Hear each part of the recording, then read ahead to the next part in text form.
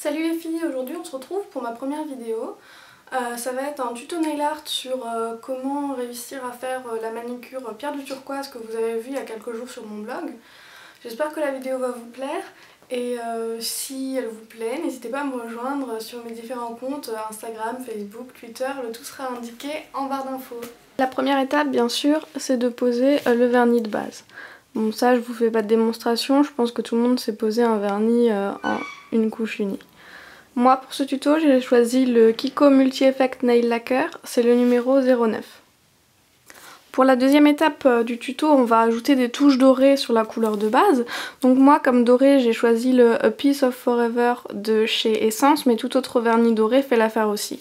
Pour l'appliquer on va avoir besoin, moi je me sers d'une plaque de stamping pour faire palette de couleurs et d'une éponge à maquillage. Donc c'est vraiment difficile de se vernir les ongles quand on a la caméra juste devant. Alors, donc on pose du vernis sur la palette. On vient tapoter l'éponge dedans. Et ensuite, on vient tapoter à différents endroits de l'ongle. Et moi, avec l'autre côté de l'éponge, j'estompe pour pas que ça fasse trop à un endroit. Voilà, oups, ce que vous me voyez. Voilà.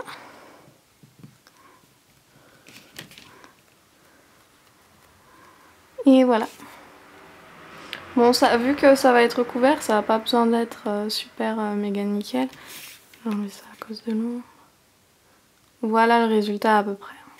Vu que la dernière étape du tuto est assez salissante, moi ce que je fais c'est que je fais le contour de mes ongles avec un vernis-colle qu'on peut donc acheter dans tous les magasins de loisirs créatifs. Je sais que certaines filles s'emballent les ongles avec du scotch, ça marche aussi très bien.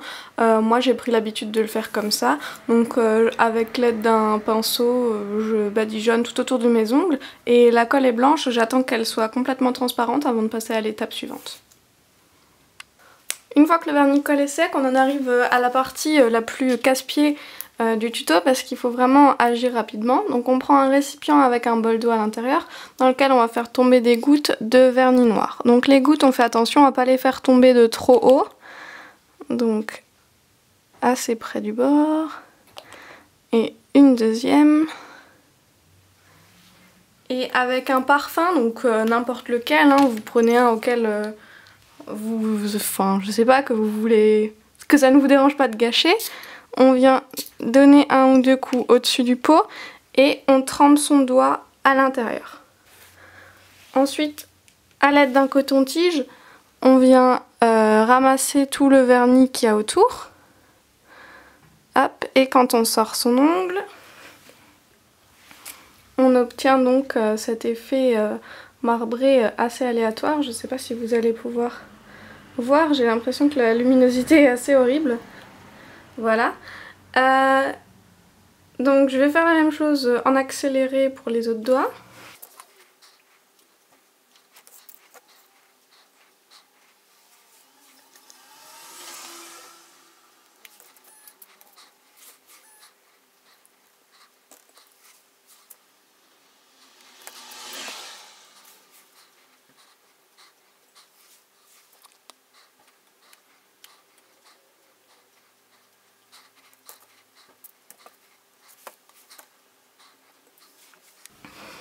Donc une fois qu'on a fait tous les ongles, je sais vraiment pas si vous arrivez à voir quelque chose. Donc on obtient des doigts dégueulasses jusqu'à la deuxième phalange et donc voilà. Mais maintenant donc moi je vais à l'aide d'une pince à épiler enlever la couche de colle que j'avais mis sur les ongles tout à l'heure.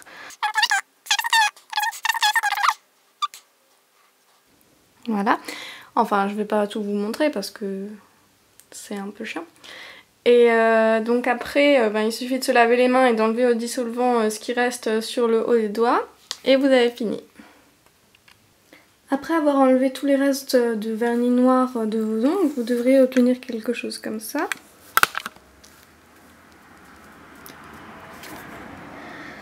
Donc comme vous pouvez le voir, l'effet est très différent en fonction des ongles. C'est vraiment quelque chose de très aléatoire comme rendu.